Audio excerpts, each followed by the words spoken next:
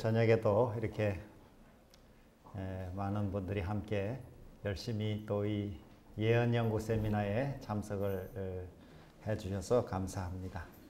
우리 연일 이렇게 하나님의 말씀을 통해서 우리 삶의 길을 밝히 찾고 또 어두운 밤길에 확실한 등불을 우리가 얻어서 우리 인생길을 안전하게 걸어갈 수 있게 되기를 소망합니다. 특별히 오늘 저녁에도 함께 하신 우리 모든 분들의 그 심령에 하나님의 충만한 은혜가 함께 하시기를 간절히 기원합니다. 오늘 저녁에는 우리가 인간 역사는 선악의 대쟁투 역사, 이런 주제로 같이 말씀을 드리겠습니다. 이 세상을 어떤 관점에서 보느냐에 따라 가지고 그 해석이 다 달라지게 되어 있습니다.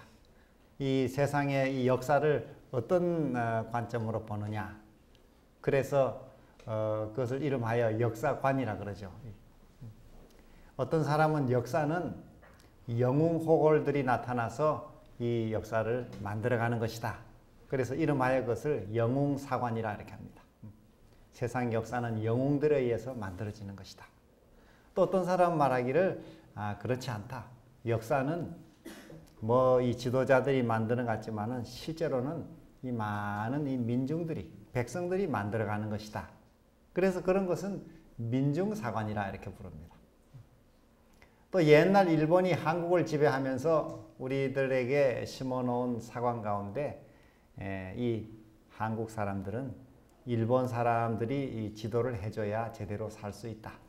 이 조선 사람들만 내버려 두면은 제대로 안 된다.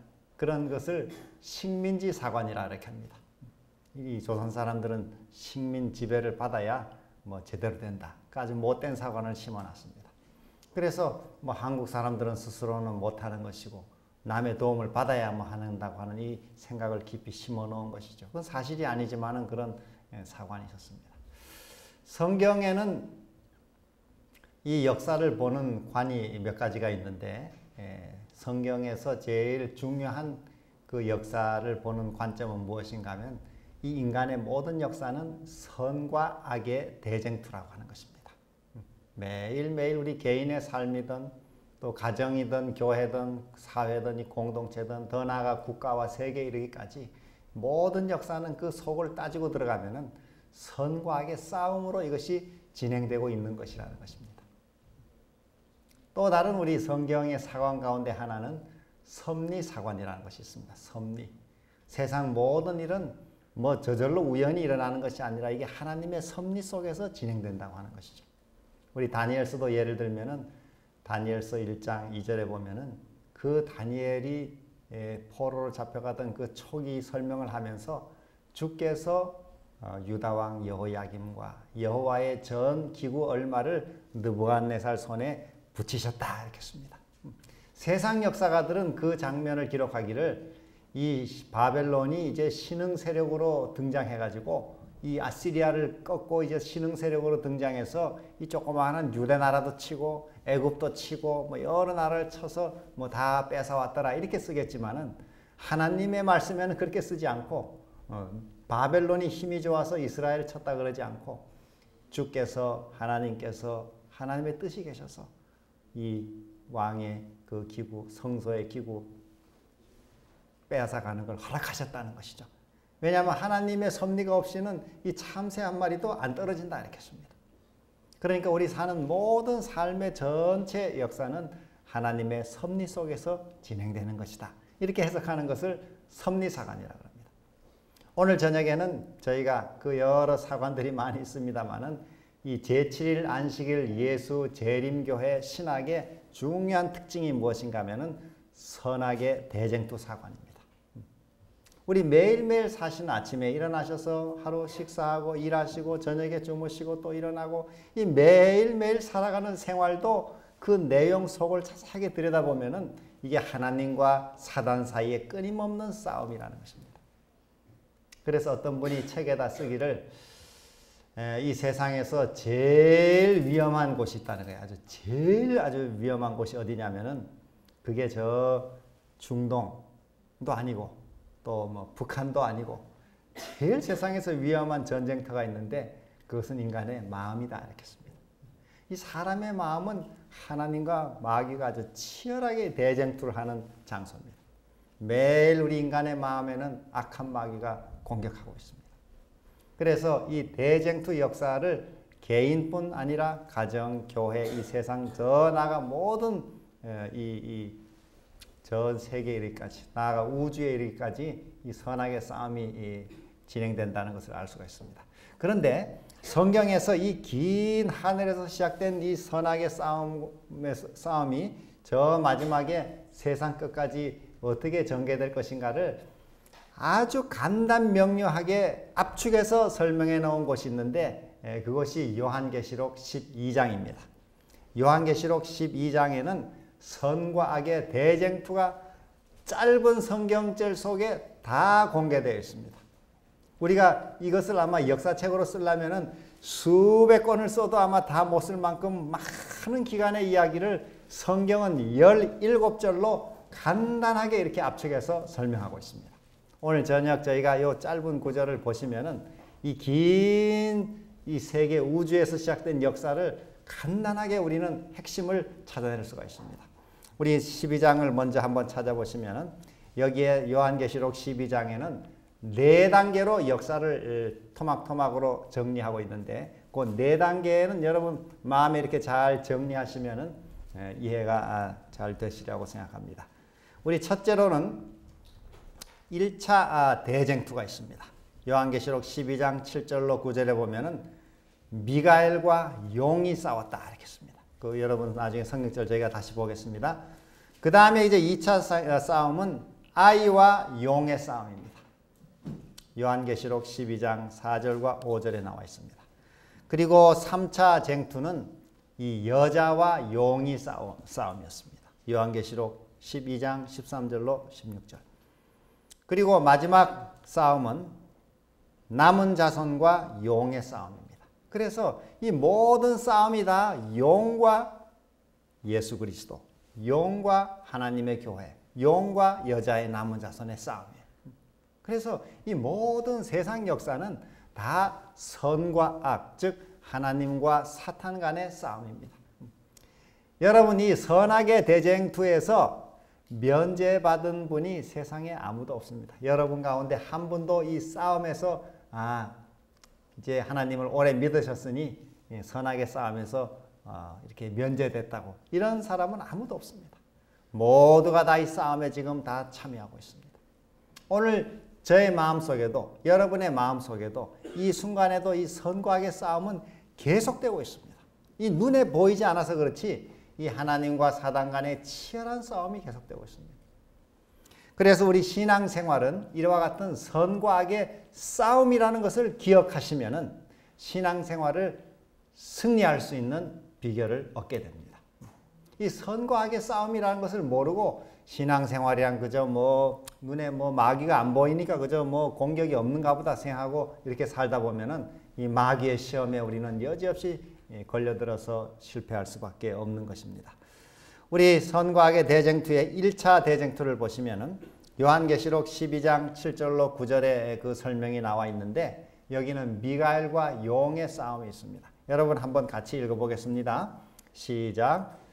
하늘에 전쟁이 있으니 미가엘과 그의 사자들이 용으로 더불어 싸울세 용과 그의 사자들도 싸우나 이기지 못하여 다시 하늘에서 저희의 있을 곳을 얻지 못한지라. 땅으로 내어 쫓기니 그의 사자들도 저와 함께 내어 쫓기니라. 여기 보시면은 미가엘과 용이 싸우는데 이 미가엘이라고 하는 것은 여러분이 아시는 것처럼 예수 그리스도의 다른 이름입니다. 그런데 이 미가엘과 용은 성경에서 뭘 말했습니까? 사탄을 말하죠. 사탄이 그래서 패했습니다. 그래가지고 땅으로 내어 쫓겼다 이렇게 했어요. 얼마나 많은 천사들이 내어 쫓겼는가 하면 요한계시록 12장과 앞부분에 보면은 용이 꼬리를 이렇게 쫙 올려가지고 하나님의 천사들 별들을 쳤더니 별의 3분의 1이 떨어졌더라 이렇게 했어요. 그러니까 이 용이 어떤 사람 얘기대로 IQ가 뭐 한 5천 정도 된다니까 그렇게 뛰어난 IQ를 가지고 이 다른 천사들을 다 속였습니다. 그래서 한 3분의 1의 천사들이 다 이 반역에 가담했습니다. 그 루스벨의 이 마귀의 제안을 듣고 그것이 그럴듯해가지고 그 유혹에 다 넘어져서 땅으로 쫓겨났죠. 지금 하늘에서 이 천사들이 떨어지는 것을 상상으로 이렇게 그려놓은 것입니다. 자, 그래서 이 미가엘과 용이 싸우는데 미가엘이라는 것은 그 이름의 뜻이 무엇인가 하면 누가 하나님과 같은가 그런 뜻입니다. 미가엘. 여러분이 성경에서 엘 하는 말은 하나님이란 뜻입니다. 엘로힘. 그래서 미가엘 하면은 누가 하나님과 같은가. 이 말은 예수님의 다른 이름입니다. 여러분 예수님의 이름 가운데 임마누엘 이런 이름이 있죠. 임마누엘. 그 무슨 뜻입니까? 하나님이 우리와 함께 계시다. 거기도 이게 하나님이란 말이죠. 하나님이 우리와 함께 계시다. 여기도 미가엘. 누가 하나님과 같은가. 그래서 이 미가엘이라고 하는 이름은 예수님께서 이 마귀와 싸움을 하실 때 항상 이 이름을 가지고 나옵니다. 성경에는 이 이름이 한 3군데 나옵니다. 다니엘서와 또 유다서와 그리고 여기 요한계시록에 이렇게 나오고 있습니다. 이 이름이 나오는 곳들을 보면 다니엘서 12장 1절에 내 민족을 호위하는 대군 미가엘이다 이렇게도 나오고 또 유다서 1장 9절에는 천사장 미가엘이다 이렇게도 나옵니다. 근데 이 천사장을 가리켜서 데살로니가전서 4장에는 주께서 호령과 천사장의 소리로 다시 말해서 예수 그리스도가 미가엘로 천사장의 이 직분을 가지고 나타나심을 보여줍니다. 그래서 이 미가엘과 용이 싸웠어요. 다시 말해 하늘에 전쟁이 있었는데 이 하늘 전쟁에는 예수 그리스도와 이 사탄이 싸운 것입니다. 그 싸움의 이슈가 있죠. 쟁점이 있는데 쟁점이 뭔가 하면은 하나님의 율법을 가지고 싸운 것입니다. 이 하나님의 율법은 사랑의 율법이죠. 하나님의 이 율법은 자기를 다 부인하고 남을 사랑하는 이 아가페, 이타적인 사랑의 법입니다. 근데 사단은 그거 가지고는 안 된다는 것입니다. 그 법은 지킬 수도 없고 사람은 그렇게 천사들은 그 법도 필요 없다 이렇게 했어요. 그리고 마음대로 살 수 있는 자유를 다 준다. 이게 참 자유다 이렇게 했어요. 그러나 하나님이 우리에게 주신 자유는 천사들이나 인간에게 주신 자유는 하나님이 지어놓은 한계 안에서 누리는 다시 말해 이 사랑의 법칙 안에서 누리는 자유가 참 자유죠. 예를 들어서 우리가 교통법규가 있습니다. 세상에도 법이 있죠. 차는 뭐 오른쪽으로 가라. 또 뭐 여기는 가는 방향이고 이쪽은 오는 방향이다. 뭐 고속도로에도 이렇게 다 이렇게 방향이 있고 그 법규가 있습니다. 그런데 어떤 사람이 나는 그 뭐 필요 없다. 나는 내 마음대로 운전하는 자유를 가지고 원한다. 그렇게 해서 이 차를 몰고 막 100km, 150km로 막 엉뚱한 방향으로 고속도로를 달리면 어떻게 됩니까? 그거 여지없이 사고 나고 죽게 돼 있습니다. 하나님도 하나님의 사랑의 우주가 움직이는 법칙을 만드셨어요. 그 율법을 두셨어요. 근데 악한 마귀는 그 율법 필요 없다. 율법은 우리 자유를 다 구속하는 것이다. 마음대로 살 수 있는 것이 내가 주는 자유다. 그런 것으로 천사들을 속인 것이죠. 오늘날도 마찬가지죠. 오늘날도 이 세상에 하나님께서 양심의 법이라는 이 다 하나님의 율법의 표시들입니다. 자연의 이 법도 있고 또 사람의 신체 법칙도 있잖아요. 사람의 신체 법칙도 이 다 구조가 만들어졌습니다. 예를 들면은 음식을 먹으면은 여기 한 4시간, 5시간 지나서 소화가 되고 그 다음 식사를 먹어야 알맞게 그렇게 다 이게 법칙이 되어 있습니다. 신체 법칙이. 그런데 어떤 사람이 나는 그런 법 필요 없다. 뭐 밥 먹고 1시간마다 또 먹고 1시간마다 또 먹고 1시간마다 또 먹고 이렇게 되면 어떻게 됩니까? 그 신체의 법칙을 어기면은 그 죽습니다. 인간은 다 이게 질서 속에 살아가게 되어 있습니다. 하나님이 인간을 사랑하셔서 도덕의 법칙, 이 물리의 법칙, 신체의 법칙, 자연계의 법칙 다 사랑의 법을 두셨는데 악한 마귀는 이걸 다 깨버렸습니다. 그 필요 없다고. 마음대로 살겠다고. 그것이 결국은 요즘에 사람들이 이렇게 방탕하면서 그 방탕의 결과가 결국 파멸을 하는 것입니다. 질병을 얻고 사고를 얻고 결국 파멸을 하는 것이죠. 하나님의 법은 절대로 인간을 이렇게 자유를 속박하는 것이 아니라 정말 그 안에 참 기쁨과 평안을 건강을 누릴 수 있게 해주는 법입니다. 이게 중요한 이 싸움의 이슈입니다. 사단은 이것을 필요 없다 그랬습니다. 하나님은 이게 꼭 필요하다 그랬습니다. 지금 오늘 우리가 선택하는 것도 그 선택입니다. 하나님의 법을 선택하며 그 믿고 살든지 아니면 그것을 무시하고 마음대로 살든지 우리는 선택을 특권을 받았어요. 이것을 올바르게 사용할 때 우리가 하나님이 주시는 복을 누릴 수가 있는 것이죠. 자, 용은 거기 성경에 나온 대로 큰 용이 내어 쫓기니 예뱀 곧 마귀라고도 하고 사단이라고도 하는 온 천하를 꿰는 자라. 여러분이 예언에서 상징을 다 공부하셨죠? 용은 이 사탄을 가리키고 있습니다.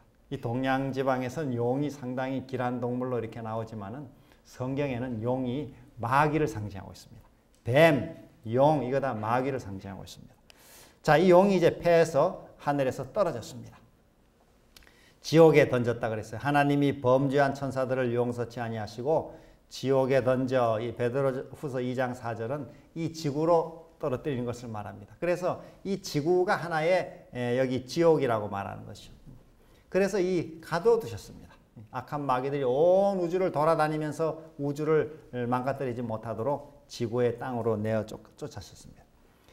자, 그래서 이 지구에 내려온 이 용, 즉 마귀는 이 지구에 지금 창조된 이 아담 하와를 유혹하기로 그가 변장하고 나타났습니다.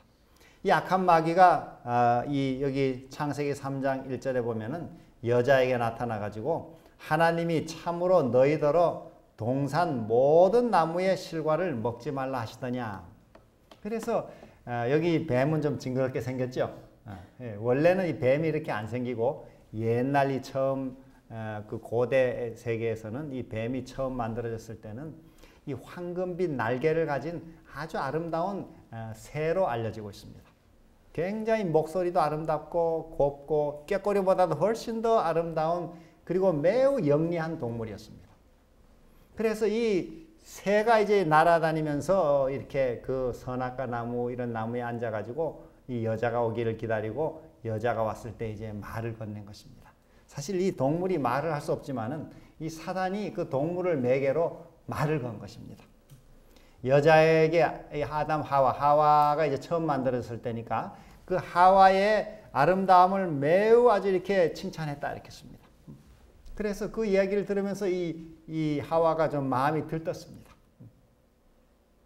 그 우리 요즘에도 이렇게 보면은 이 밖에 이 못된 사람들이 여성들을 유혹하는데 주로 이렇게 여성들을 칭찬하는 말로 이렇게 속입니다. 그 무슨 그 뭐죠? 그 저 글을 이렇게 주고받고 하는 인터넷 상에서 이렇게 서로 이렇게 주고받는 글 있잖아요. 그걸 통해서 아주 마음껏 칭찬해 줍니다. 뭐 정말 뭐 온갖 이 미사여구를 다 해가지고 칭찬하면은 거기에 대부분 많이 속아서 끌려 들어간다는 거예요. 이 최초의 여자도 이렇게 막 칭찬했어요. 하와의 아름다움을 뭐 자꾸 칭찬하고 이랬더니 이 여자가 그 다음에는 뭐 정신이 좀 떠가지고 그 다음에 이제 뭐 말을 건네는데 이 마음의 균형을 잃어버렸어요. 그래서 이 뱀이 하나님이 참으로 너희더러 동산 모든 나무의 실과를 먹지 말라 하시더냐. 여러분이 창세기 앞에 2장에 보면은 하나님이 너희는 동산 모든 나무의 실과를 먹어도 좋다 이렇게 했어요. 그러나 중앙에 선악을 알게 한 나무의 실과는 먹지 말라 이렇게 했는데 여기 뱀이 그걸 의심을 일으킨 것이죠. 정말 하나님이 모든 나무 못 먹게 하더냐? 하나님은 다 먹으라 그랬는데 마귀는 와서 그렇게 의심을 일으키는 거죠. 그래서 이 악한 마귀가 우리에게 항상 유혹하는 한 세 스텝이 있습니다. 첫째는 항상 하나님의 말씀을 의심하게 합니다. 진짜 하나님이 그렇게 하더냐? 뭐 이렇게. 그 하나님이 자유도 안 주고 뭐 모든 나무를 못 먹게 그렇게 하시는 분이 그거 맞냐? 이렇게. 그 다음에도 또 말하기를 그 대답의 여자가 아니라고 다 먹을 수 있지만은 이 동산 중앙에 있는 나무의 실과를 하나님이 먹지도 말고 만지지도 말고 그렇게 했다고. 우리가 죽을 줄 몰라서. 그랬더니 이 마귀가 다시 말하기를 뱀이 너희가 결코 죽지 아니하리라. 절대로 안 죽는다. 그것을 먹는 날에는 너희 눈이 밝아 하나님과 같이 되어 선악을 알 줄을 하나님이 아심이니라.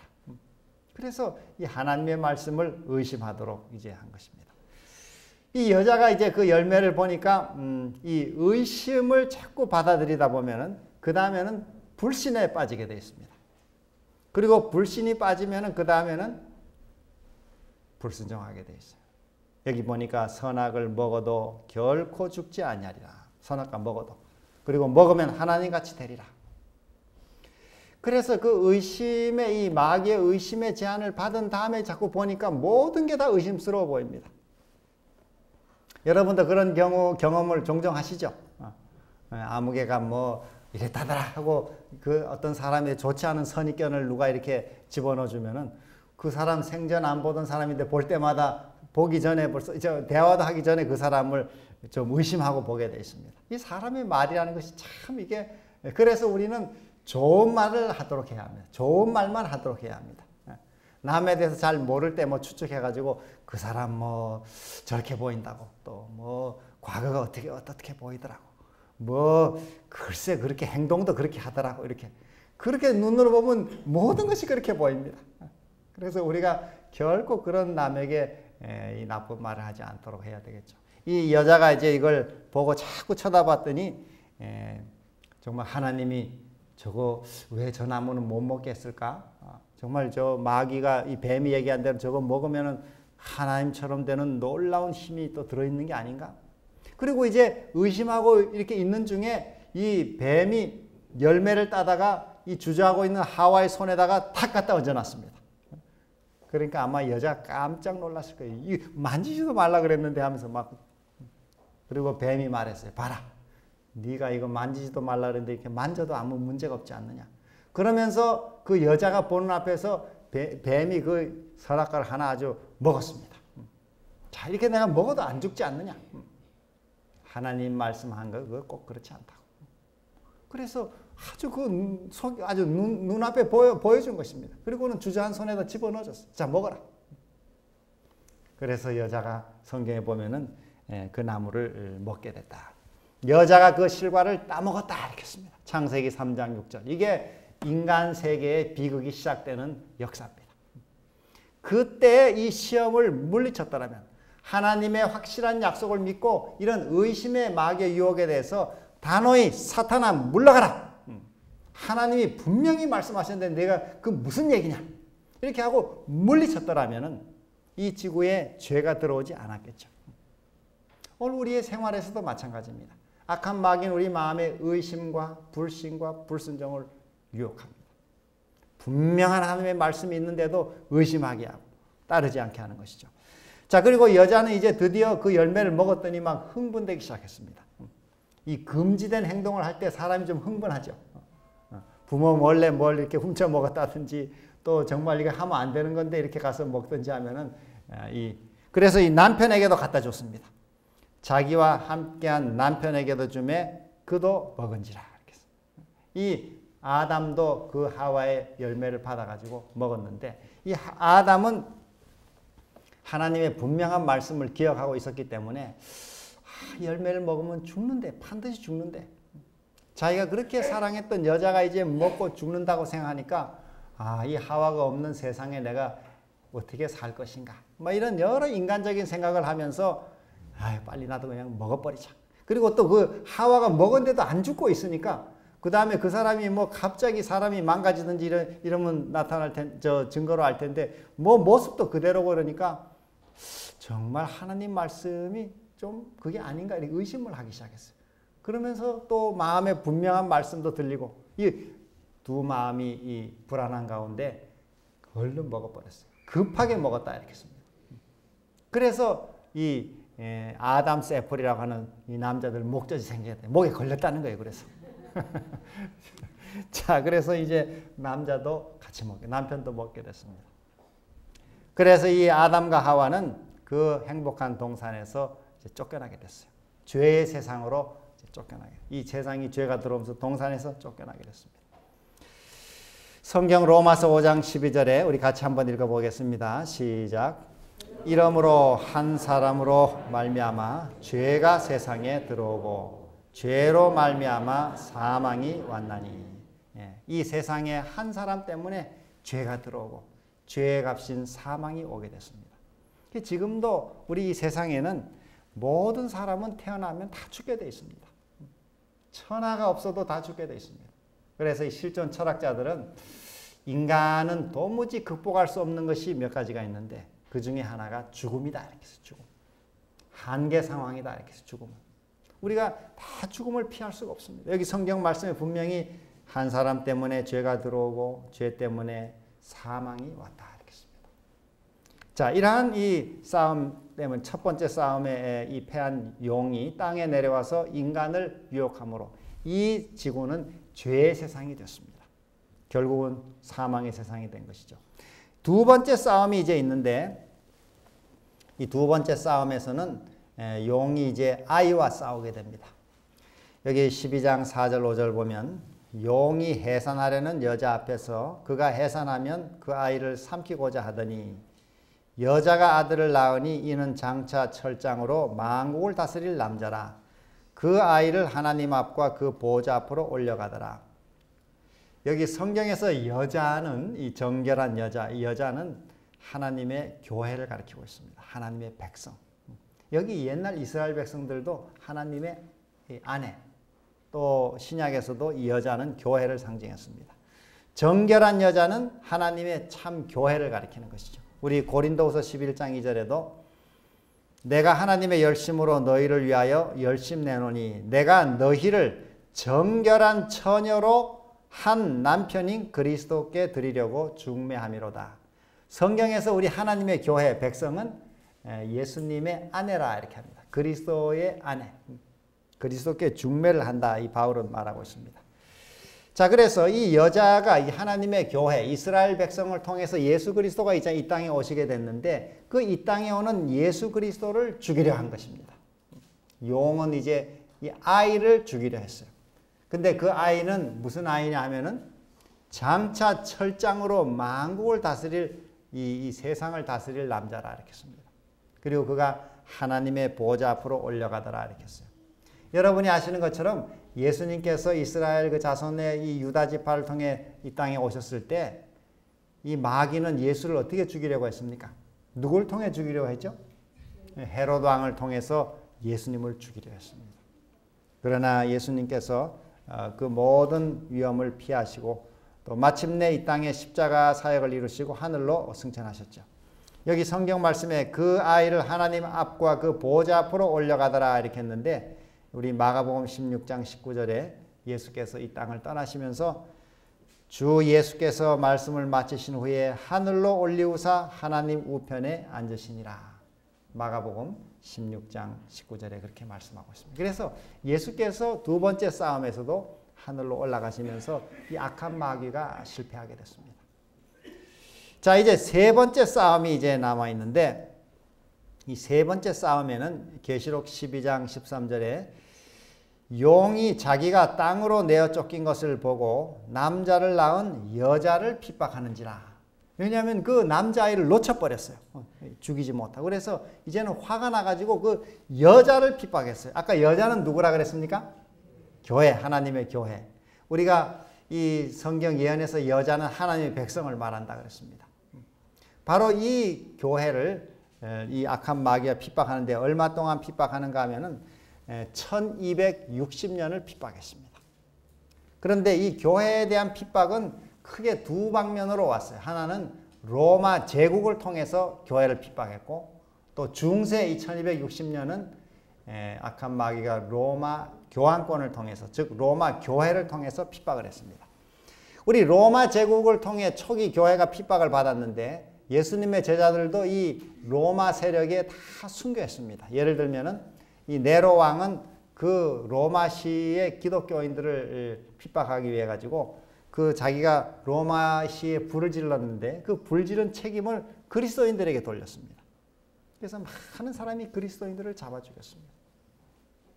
우리 그 다음에 여기 보면은 이 베드로, 예수님의 이 수제자였던 베드로를 잡아서 처형했는데 베드로가 십자가에 달려 돌아갈 때 자기는 거꾸로 매달아 달라. 자기 스승처럼 어떻게 내가 이렇게 매달릴 수 있느냐 해서 이 베드로는 거꾸로 순교했다고 알려지고 있습니다. 그 다음에 또 사도 바울은 이 목을 치는 참수형의 순교를 당했습니다. 서기 67년에. 그 다음에 또 이 사도 요한은, 예수님의 사랑하는 제자 요한은 저 반모섬에 귀향을 보냈습니다. 근데 그 먼저 이 요한을 이 로마의 이 세력들은 어떻게 죽이려 했냐면은 펄펄 끓는 가마에 기름 끓이는 그 기름에다가 집어던져 죽이려고 했습니다. 그 요즘 여러분 이렇게 보면 뭐 길가에서 이렇게 튀김하는 가게들 있죠. 튀김. 그 막 기름 펄펄 끓여가지고 거기다 뭐 이렇게 튀기는 거 있잖아요. 근데 그 큰 기름 이 끓이는 가마를 차려놓고 기름을 거기다가 막 펄펄 끓인 다음에 사람을 집어던졌습니다. 그런데 하나님의 특별한 보호로 마치 우리 엊그제 시간 공부하던 다니엘 3장에 세 친구가 이 푸른 뿔 속에 들어가서도 타지 않았던 것처럼 이 끓는 기름 가마에 집어던졌는데 이 사람이 죽질 않았습니다. 그래서 이 사도 요한을 죽이려던 사람들이 이 어떻게 처형할 길이 없구나 하고는 귀향을 보냈어요. 멀리 귀향을 보냈습니다. 그 요한이 귀향 가서 쓴 책이 무슨 책입니까? 그 요한계시록입니다. 지금 우리 공부하는 게 그 요한이 반모섬에 귀향 가서 거기서 계시를 받아 쓴 책입니다. 여기 요한도 로마의 세력에 의해서 포로로 갔죠. 그리고 많은 그리스도인들이 로마 시대에 잡혀 죽었기 때문에 로마의 그 도시 밑에 땅굴을 파고 그 밑에 들어가 살았습니다. 그걸 우리 카타콤이라 그러죠. 카타콤. 지금은 이게 이 관광 유적지가 돼가지고 로마를 관광할 때는 거기에 이제 땅 속에 들어가면 그 땅 속에 들어가면 이게 빛도 없고 아무것도 없는 깊은 굴 속에 이게 완전 미로입니다. 이게 온갖 방향으로 이렇게 그 길이 그 안에 나 있어가지고 그 안에 사는 사람들은 뭐 길을 찾아 돌아다니지만은 낯선 사람들이 예를 들어 로마의 관리들이 잡으러 그 안에 들어왔다가는 길을 못 찾는 것입니다. 그래가지고 그 안에서 못 찾고 죽는 사람도 있어요. 평생 돌아다니다가 뭐 여기저기 돌아다녀도 뭐 이 미로를 찾을 수가 없어요. 그 안에서 많은 사람이 이렇게 살았습니다. 로마 시대. 저도 여러 해 전에 한번 거기를 갔는데 그 안에 이제 안내한 사람이 지금은 그 안에 전등을 다 설치해 놔가지고 이제 이렇게 여기 보는 것처럼 여기 좀 넓은 칸에 여기는 예배 드리던 곳입니다. 뭐 여기는 또 뭐 무슨 장소입니다. 이렇게 다 가이드가 설명을 합니다. 근데 제가 그걸 가만히 보면서 참 몇백 년을 거기서 사는 것입니다. 거기서 자녀가 태어나고 거기서 살다 죽고 그 흙이 상당히 이렇게 물기가 없어가지고 사람을 그 안에다 매장도 하고 죽으면 그 안에 또 묻고 그렇게 그 몇백 년을 그 신앙을 지키고 살았어요. 제가 참 마음이 감동이 됐습니다. 그 한 세상 태어나서 빛도 보지 못하고 그 굴 속에서 생애하다가 죽고 그 신앙을 지키다가 이렇게 간 것입니다. 그런 사람들에 의해서 이 신앙이 또 이렇게 전수되어 온 것입니다. 자, 이렇게 카타콤에도 많은 사람들이 있었고 또 그 다음에 또 잡힌 사람들은 여기 보시는 것처럼 여기 원형 경기장에 끌려 나와 가지고 거기에 불을 밝히는 몸에 기름을 발라 불을 밝히는 이 등 횃불처럼 이렇게 가로등으로도 쓰이고 사람을 그렇게 태워버렸습니다. 그리고 또 이 맹수들을 굶겨갔다가 이제 풀어놔 가지고 그 위에 많은 사람들은 그걸 구경하고 있는 것입니다. 그리스도인들이 막 찢겨 죽는 걸 그냥 구경하는 거예요. 그 잔인한 모습을 즐기곤 했습니다. 그래서 많은 그리스도인들이 그렇게 또 처형됐습니다. 그래서 수많은 사람들이 이런 괴로운 시간들을 지나면서 로마의 핍박을 통해서 이 교회는 정말 순환을 겪었는데 그럼에도 불구하고 이 고난 속에서도 하나님을 믿는 신앙을 이 사람들이 잘 끝까지 지켜서 오히려 이 핍박을 하면 할수록 교회가 더 부흥을 했습니다. 더 많아지고. 그래서 마침내 313년에는 이 콘스탄티누스가 이거 핍박해도 안 되니까 자유를 줬습니다. 하도 이 수가 많아지니까. 이 정치를 하는 사람들은 수가 많아지면 항상 그것을 용인할 수밖에 없습니다. 그래서 313년에 이 종교 자유명령을 내린 것이죠. 여기도 보면은 그리스도교가 이렇게 이제 수많은 사람들이 이제는 교회로 들어오게 됐어요. 왜냐하면 왕이 인정하고 황제 자신도 침례를 받았습니다. 하나의 그 제스처로지. 사람들 정치를 다 어쨌든 끌어들이려면 자기도 신자가 됐어요. 그래서 황제가 신자가 되니까 그 밑에 관리들은 줄줄이 다 신자가 되는 것입니다. 그리고 나라에 출세를 하려면 다 교인이 돼야 돼요. 교인이. 황제가 교인이 되니까 다 이렇게 되니까 교회가 이제는 질적으로 아주 떨어지게 됐어요. 세속화가 막 교회 안에 밀려 들어오게 됐습니다. 그래서 이 교회는 점점 이제 모양만 교인이고 속의 마음에는 전혀 예수님의 이 그 구속의 구원의 은혜를 받아 회심하고 회개하고 이런 것도 없이 그냥 다 교인이 됐습니다. 교회가 회개하지도 않은 사람에게 그저 덜컥덜컥 이렇게 침례를 주고 교인이 되게 하면은 그 교회가 아주 수준이 자꾸 떨어지게 되어 있습니다. 초기 교회가 이렇게 이제 망가진 것이죠. 수많은 사람들이 교인이 됐습니다. 그 다음에 이제 로마 교회가 이제 핍박을 시작했는데 이 교회가 점점 많아지면서 사람들이 다 세속화되잖아요. 이 세속화되니까 모든 이방의 교리들이 막 들어와 섞이기 시작했습니다. 예를 들어서 요즘 뭐 일반 개신교회가 지키는 부활절 뭐 이런 것들은 사실은 성경에 없는 교리죠. 부활은 이 성경의 사실이지만은 부활절기, 이 봄에 그런 어떤 행사를 하는 것은 그것이 이 고대 로마가 봄에 그때 있었던 봄의 절기가 있었습니다. 축제의 절기. 이스터라고 영어로 부르는 이 축제 절기를 기독교가 그냥 끌어들여 가지고 예수님의 부활도 아마 그 어중간한 시기고 하니까 그냥 부활절을 만들어 또 지키게 됐어요. 뭐 계란을 만들어 팔기도 하고 돌리기도 하고 색칠해서 팔고 이런 것들은 사실은 계란이라는 건 이 다산을 상징하는 많은 생산을 이루는 그런 봄의 여신을 기리던 거기서 이 부활절이 온 것입니다. 크리스마스도 마찬가지죠. 이런 여러 성경에 없는 여러 이교의 의식들이 들어오게 됐습니다.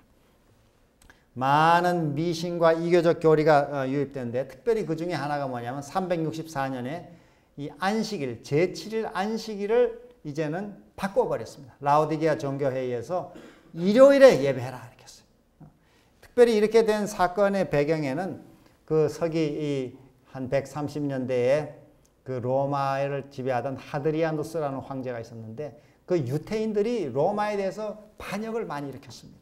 그래서 이 황제가 아주 분노해가지고 유대인들에게 크게 한 3가지 이 금지령을 내렸는데 그 중에 하나가 안식일을 못 지키게 하는 것이에요.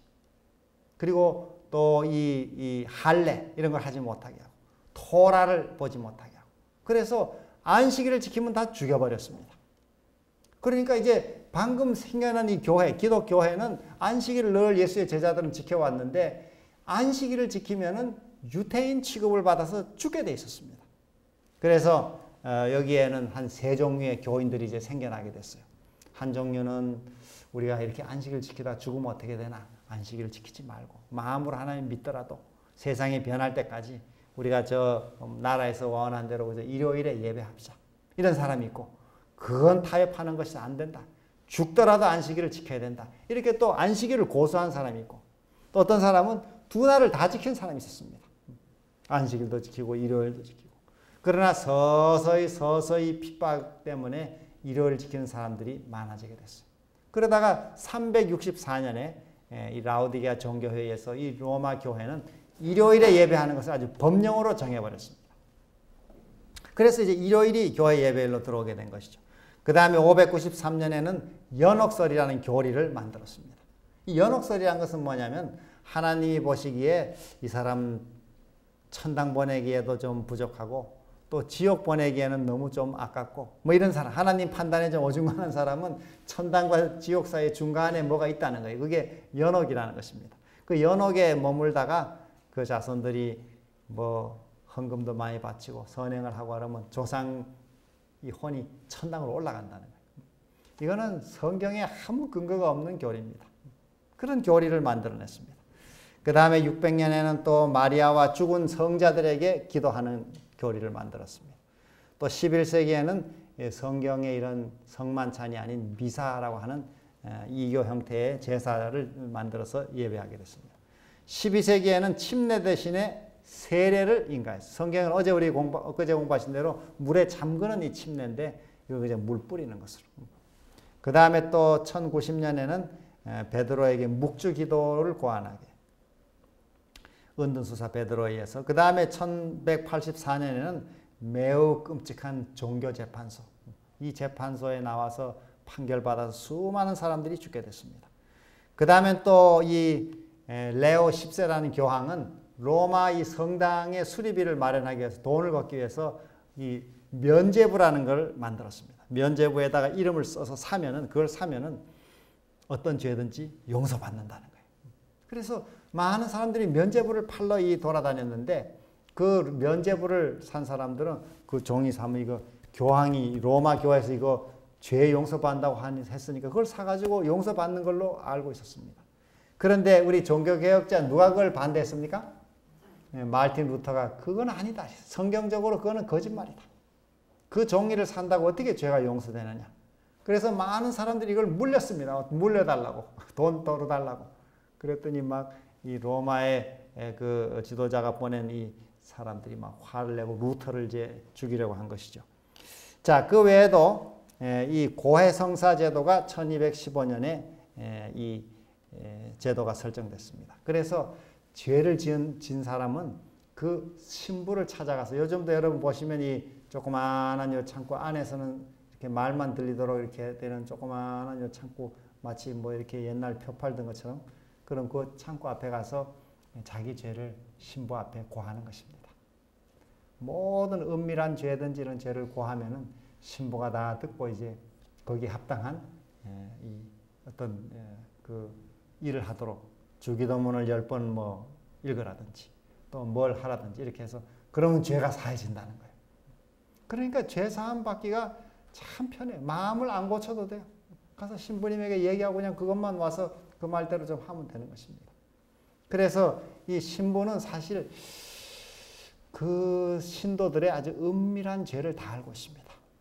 이 신부는 모든 그 하나님 자리에 앉아가지고 모든 고백을 듣기 때문에 상당히 많은 경우에는 이 신부들이 이런 스파이 이런 일에 아주 정보를 공개하는 이런 하는 일도 간혹 있습니다. 왜냐하면 그 많은 내막을 다 알고 있어요. 모든 죄를 다 듣는 것이죠. 얼굴 안 보이고 이렇게.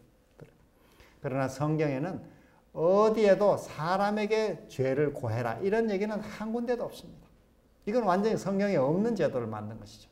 예수님께 우리는 고해야 되는데 예수님께 고하지 않고 사람에게 고하도록 하는 것이죠.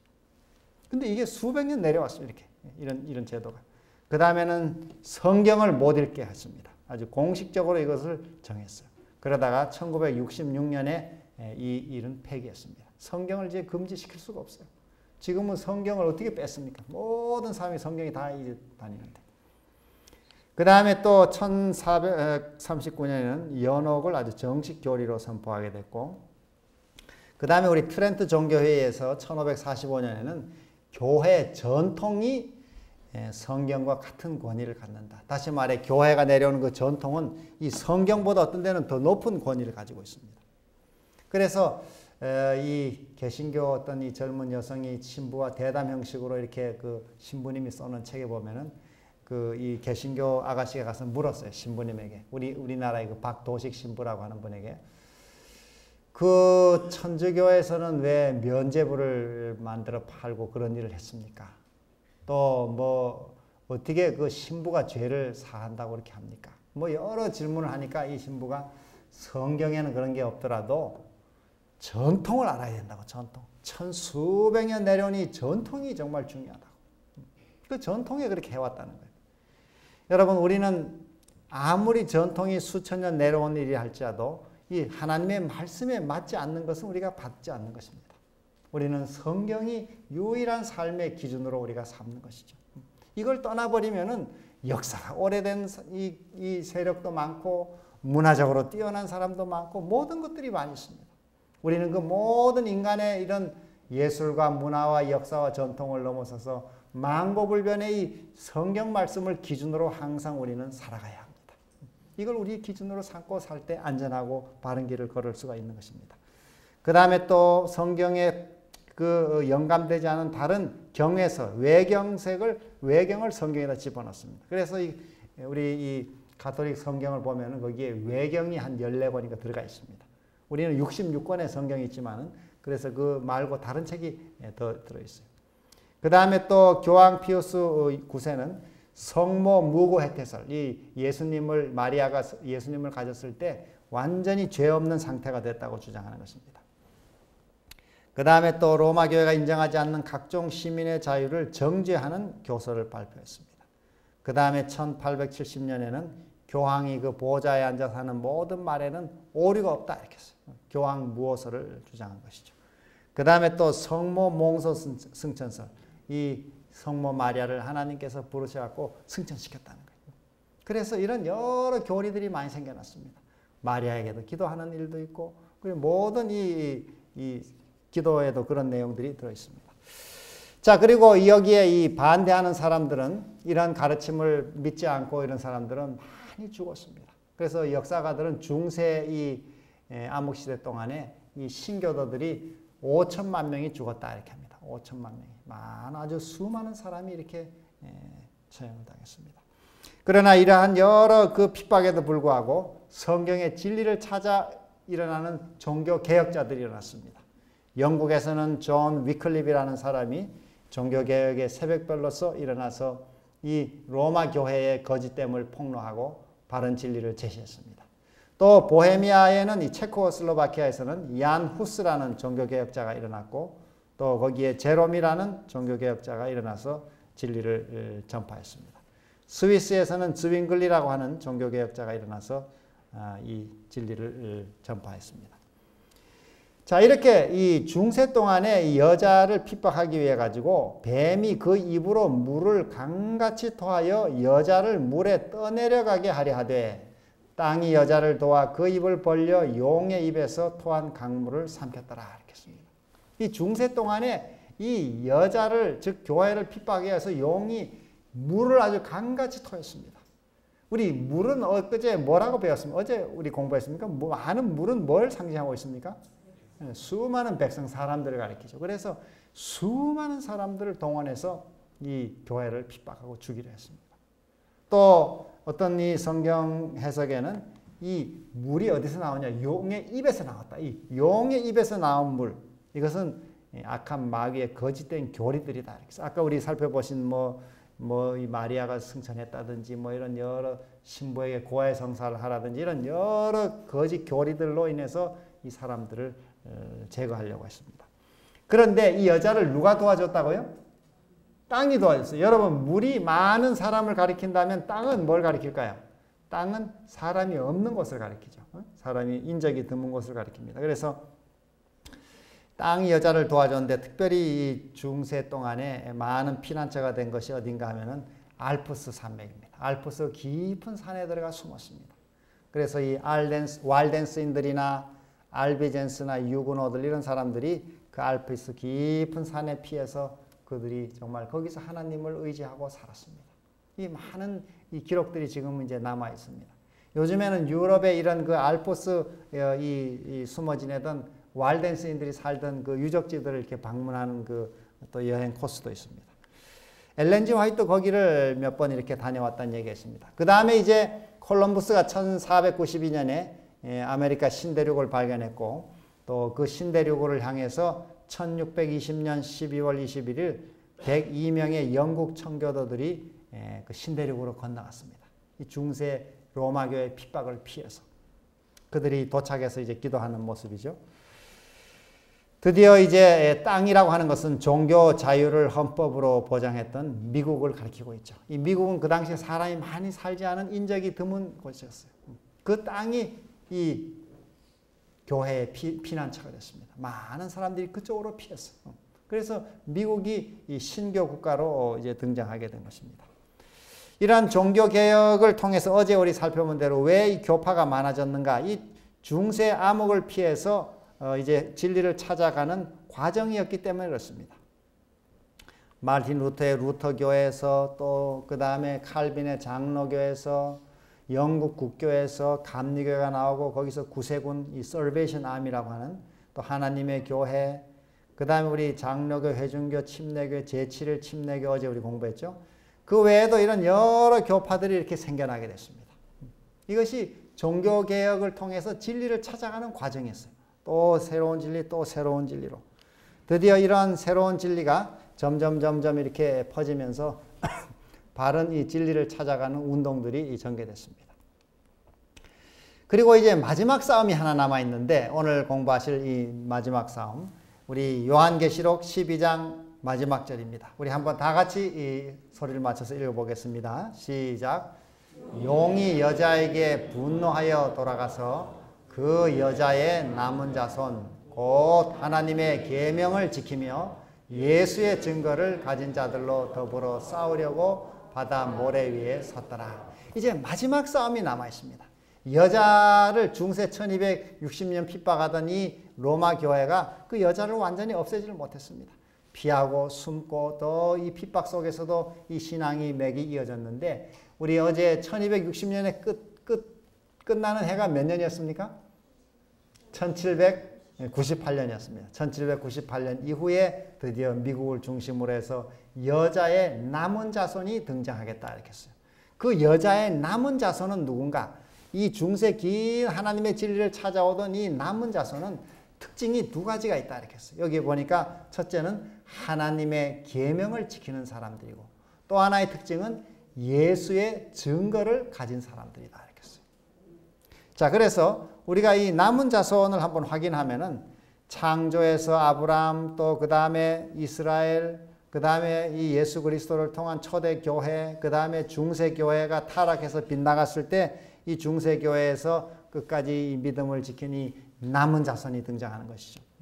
자, 이 남은 자손의 신원을 한번 살펴보면 첫째로는 하나님의 계명을 지킨다 이렇게 씁니다. 어제 우리는 이 하나님의 참 계명과 또 로마 교회가 바꿔놓은 천주 십계를 이렇게 비교해 봤습니다. 그 하나님의 계명 가운데 둘째 계명은 빼버리고, 넷째 계명은 바꿔버리고, 10번째 계명은 둘로 쪼개고, 이렇게 해서 하나님의 계명을 바꿨는데, 그러나 그 모든 바꾼 계명을 따르지 않고 원래 하나님의 계명을 찾아서 안식일을 회복하고 또 이 하나님의 전체 계명을 지키는 백성이 등장했는데, 그 사람들이 여자의 남은 자손이다 이렇게 씁니다. 자, 그 다음에 이제 이 사람들은 예수의 증거를 가졌다 이렇게 씁니다. 예수의 증거. 그러면 예수의 증거는 무엇일까요? 우리 요한계시록 안에 그 설명이 들어있는데, 여기 보면은 우리 시간상 제일 마지막 부분을 보시면 예수의 증거는 뭐라 그랬습니까? 대언의 영이라 이렇게 씁니다. 다시 말해 성령의 선물, 예언하는 성령의 선물이죠. 우리 이 말씀을 저 요한계시록 22장과 조금 더 비교해 설명하면 이 교회에 하나님의 마지막 예언의 선물이 주어질 것이 예언되어 있는 것입니다. 그래서 이 남은 교회는 하나님이 보내시는 그런 예수의 증거, 즉 예언의 영을 가진 교회라고 하는 것을 확인할 수 있습니다. 여기 사도 바울도 일찍이 말하기를 성령을 소멸치 말며 예언을 멸시치 말고 범사에 헤아려 좋은 것을 취하라 이렇게 했어요. 그래서 이 여자의 남은 자손은, 이 남은 교회는 그 예언의 선물을 받은 교회입니다. 우리는 이 제7일 안식일 예수 재림교회가 그런 여러 중세 진리의 유산을 이어받을 뿐 아니라 예언의 선물을 받은 특별한 교회로 부름받았다는 것을 알게 됩니다. 자, 이런 종교개혁과 교파 분열을 통해서 이 남은 자손이 이제 등장하게 되는데, 이 남은 자손은 하나님의 계명을 지키고 제7일 안식일이죠. 그 다음에 또 예수의 증거를 가졌다 이렇게 씁니다. 오늘 그래서 이 역사에 등장하는 제7일 안식일 예수 재림교회는 이 성경 요한계시록 12장 17절에 예언된 여자의 남은 자손이라는 것을 우리가 역사적으로 확인할 수가 있습니다. 성경 예언을 통해서.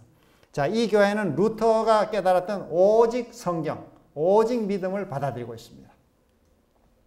또 칼빈의 장로교에서는 성경을 믿는 신앙과 율법을 강조하고 또 장로 제도를 우리는 받아들이고 있습니다. 또 어제 공부하셨던 것처럼 이 웨슬리의 감리교에서는 성결한 생활, 중생의 이 가르침을 우리가 받아들이고 믿고 있습니다.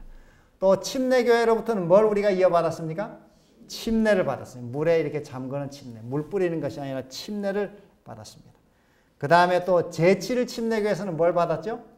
안식일 진리를 받았어요. 안식일 진리. 이 안식일 진리는 안식일 교회가 먼저 찾아낸 것이 아니고 제7일 침례교회를 통해서 우리가 받은 것입니다. 그 다음에 또 제세례파라는 교파에서는 정교의 분리, 종교 자유의 가르침을 우리가 받아들였습니다. 청교도들의 경건한 생활, 또 모라비아 형제들의 세계 선교, 또 가톨릭 교회에서는 삼위일체, 이 천주교회는 그 삼위일체를 잘 지켜내려왔죠. 그러나 이러한 여러 가르침 가운데 성경과 일치하는 것들을 우리는 받아들이고 있습니다. 세례하고 침례 중에 어느 걸 받아들이고 있습니까? 침례를 받아요. 왜 침례를 합니까? 침례는 훨씬 더 여러분 일이 많으시잖아요. 그냥 물만 뿌려주면 간단할 텐데 침례식 하면 뭐 옷 갈아입어야 되고 여러 가지 번거로운 게 많은데 왜 침례를 하십니까? 하나님의 말씀의 것이 있기 때문에 그런 것이죠. 안식일과 일요일. 많은 사람들이 일요일을 지키니까 그 일요일 지키면 편하고 직장도 뭐 걸리는 게 별로 없고 할 텐데 왜 그렇게 힘든 안식일을 이렇게 꼭 지키려고 그럽니까? 하나님의 말씀에 우리가 있기 때문에 그렇죠. 하나님의 계명과 예수의 증거를 따라 사는 백성으로 하나님께서 남은 자손을 부르신 것입니다. 이 성경 예언의 이 말씀처럼 이 긴 선악의 대쟁투가 이제 이것으로 마치게 되는 것입니다. 이후에 다른 교회는 따로 없습니다. 성경에서. 이게 여자의 남은 자손이 마지막이죠. 그리고는 이제 하나님의 나라가 이 땅에 임하게 되는 것입니다. 자, 오늘 우리는 이러한 그 선과 악의 대쟁투 역사를 간단하지만 한 4단계로 살펴봤습니다. 첫째는 미가엘과 용의 싸움. 여기서 용이 져서 땅으로 떨어졌습니다. 인간을 타락시켰죠. 인간을 구원하러 오신 아기 예수와 용의 싸움. 그 용이 아기를 죽이려 했지만 또 실패했습니다. 하늘로 올라가셨죠. 그랬더니 이제 세 번째는 누구와 누구의 싸움입니까? 여자와 용의 싸움이에요. 여자를 핍박했어요. 중세 동안. 그러나 그 여자도 신앙을 끝까지 지켜서 여자의 남은 자손으로 맥을 이었는데 그 여자의 남은 자손은 누구로 오늘날 이 땅에 누구로 남아 있습니까? 제7일 안식일 예수 재림교회로 하나님께서 세우신 것을 보게 됩니다. 이 재림교회는 시작할 때만 해도 1850년대만 해도 뭐 한 100여 명에 불과했습니다. 그러니 조그맣게 시작한 이 교회지만은 그 세월이 흘러서 점점 증가해가지고 이 전 세계에 지금 한 1,800만 명의 세계적인 여러 교파 가운데는 한 5번째로 큰 교파로 속해 있습니다. 매우 많은 이런 신자를 가지고 있어요. 전 세계 한 220개국에 이게 재림교회가 다 들어가 있습니다. 이렇게 많은 나라에 들어간 교파가 별로 없습니다. 거의 없습니다. 우리가 뭐 장로교, 침례교, 무슨 감리교 굉장히 많은 것 같지만은 전 세계 들어간 나라 수를 따지면은 몇 나라가 되지 않습니다. 전 세계적으로 하나님께서 이 마지막 이 남은 교회로 하여금 세계 만방에 전하도록 불러내신 것입니다. 그리고 현재 우리 재림교회 통계를 보면 이게 2006년 통계를 보면은 유엔이 집계한 나라가 그 당시 228개였고 재림교회가 들어간 나라가 202개였습니다. 전 세계 조직된 교회가 6만 개, 또 교인 수가 1,500만, 지금은 한 1,800만 정도 됩니다. 안식일학교 학생 수가 1,700만, 또 침례교인이 당시에 110만. 매일 교회 입교, 하루에 이 재림교회 들어오는 수가 3,000명씩, 하루에 3,000명씩 이 재림신자들이 늘어나고 있는 것입니다. 많은 사람들이 이렇게 이 작은 출발했지만은 하나님이 함께하는 진리의 교회가 이렇게 확장되고 있음을 보여줍니다. 자, 그래서 이런 인간 역사 오늘 한번 다시 정리를 하면 인간의 역사는 무슨 역사라고요? 선과 악의 대쟁투 역사라는 것입니다. 그리스도와 사단 간의 싸움이 우리 마음과 우리 사회 속에 일어나는 것이죠. 참과 거짓의 싸움이죠. 그리고 또 우리 매일매일에 살아가는 신앙생활 자체가 마귀와의 싸움입니다. 선과 악의 싸움입니다. 여기 우리의 씨름은 혈과 육에 대한 것이 아니요 정사와 권세와 이 어두움의 세상 주관자들과 하늘에 있는 악의 영들에게 대함이라. 우리 한 가지 기억하실 것은 하나님을 믿고 살아가는 매일매일의 생활은 매일 이 악한 마귀가 우리를 공격하고 있습니다. 여기 하늘에 있는 악의 영들과 우리는 싸우는 것이라 그랬어요. 베드로전서 5장 8절에도 근신하라 깨어라 너희 대적 마귀가 우는 사자같이 두루다니며 삼킬 자를 찾나니. 여러분 우리 눈에 보이지 않지만 마귀가 매일 우리를 공격합니다. 그러면 어떻게 우리를 공격할까요?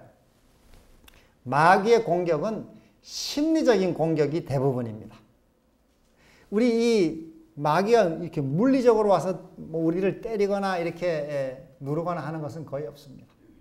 마귀의 모든 공격은 마음의 생각을, 이 마음을 공격하는 것이죠. 그래서 성경에는 무릇 지킬 만한 것보다 더욱 내 마음을 지키라. 생명의 근원이 여기에서 남이니라. 우리 마음을 잘 지키는 것이 하나님을 잘 믿는 비결이죠. 그 다음에 베드로전서 1장 13절에도 너희 마음의 허리를 동이고 근신하여 예수 그리스도에 나타나실 때에 너희에게 가져올 은혜를 온전히 바랄지어다. 우리가 이 선악의 대쟁투라는 걸 기억하고 우리 마음을 날마다 잘 지킬 수 있게 되시기를 바랍니다. 저도 이렇게 아침에 일어나 보면은 이 악한 마귀가 이 마음을 아주 무겁게 누를 때가 종종 있습니다. 여러 할 일들, 뭐 부담들, 어려운 문제들 이렇게 아주 아침에 힘들게 만들죠. 그런데 하나님께 그 아침 시간에 일어나서 기도드리고 하나님의 능력을 구하고 지혜를 구하고 은혜를 구하면은 그 기도 시간을 통해서 그 모든 짐들이 다 사라져 버립니다. 사라지고 실제로 할 수 있는 힘과 용기와 이 길이 보이게 되어 있습니다. 실제로 하나님이 도와주십니다. 실제 신앙생활은 이게 성과의 싸움입니다. 매일매일이 싸움이에요. 우리는 여기서 승리할 수 있는 이 몇 가지를 한번 생각하면서 이 시간을 마치겠습니다. 마귀는 이렇게 불화살을 쏩니다. 악한 자의 모든 화전, 불화살을, 이 불화살이라는 이 헬라 말은 오늘날 말하는 미사일이란 말입니다. 매일 우리 마음에다 쏩니다. 생각으로. 마귀야 절망의 생각, 열등감의 생각, 두려움의 생각, 여러 외로운 생각, 뭐 과거의 후회의 생각, 여러 못된 생각들을 자꾸 집어넣습니다. 그게 마귀가 쏘는 불화살입니다. 근데 그 화살이 막 꽂히면 여기에 막 그냥 꽂히면은 삶이 완전히 실패하게 되어 있습니다. 얼어붙게 되고 의욕을 잃어버리고 완전히 힘이 빠지게 되어 있어요. 근데 그런 마귀의 공격을 뭘로 막으라냐면 믿음의 방패로 닭을 소멸시켜버리라 이렇겠습니다. 우리는 하나님의 약속으로 이런 마귀의 모든 공격을 물리치고 우리가 날마다 승리할 수 있게 되시기를 바랍니다. 우리 5가지 귀한 승리의 약속을 한번 생각해 보겠습니다. 첫째는 구원의 약속입니다. 하나님이 한번 다 같이 읽어봅시다. 첫 번째 구원의 약속 시작. 하나님이 세상을 이처럼 사랑하사 독생자를 주셨으니 이는 저를 믿는 자마다 멸망치 않고 영생을 얻게 하려 하심이니라. 요한복음 3장 16절. 매일 아침 우리가 이 구원의 약속을 꼭 우리가 확인하고 승리해야 되겠습니다. 둘째, 용서의 약속을 한번 언약을 읽어보겠습니다. 시작.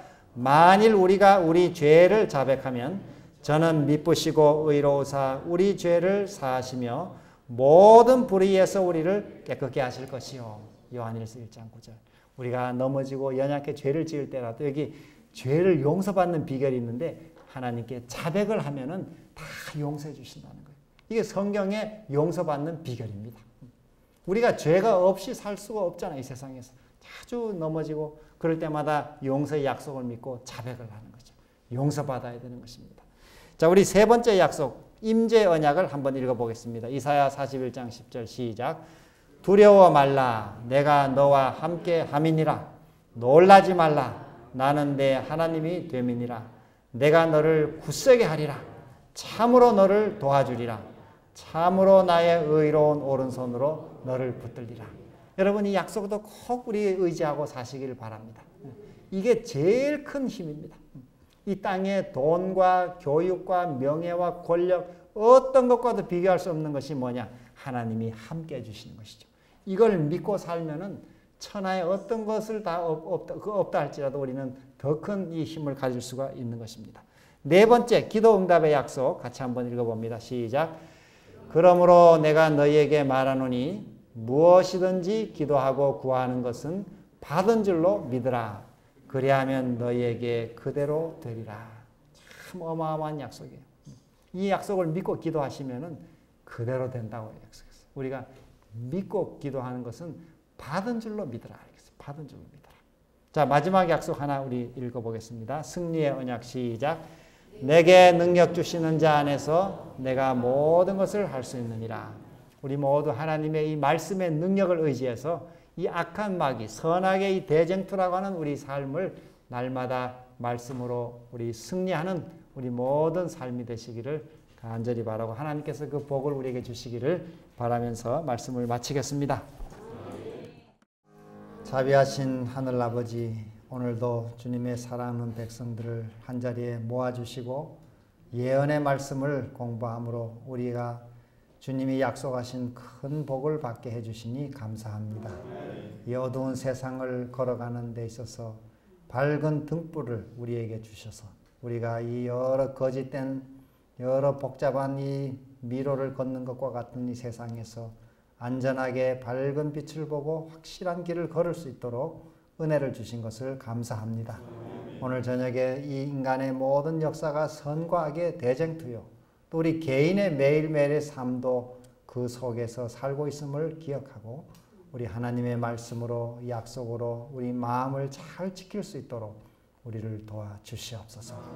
우리 이곳에 참석하신 모든 분들께서 이 험한 세상, 악한 마귀가 우리를 늘 공격하는 세상에서 하나님의 말씀으로 이 갑옷을 입고 또 승리하여 마침내 하나님이 약속하신 그 하나님 나라에 다 이르도록 도와주시고 또 우리 가까운 이웃들에게 이 생명의 말씀을 전파함으로 더 많은 사람들을 주님께로 인도하고 함께 구원받게 도와주시기를 예수님의 이름으로 기도합니다. 아멘.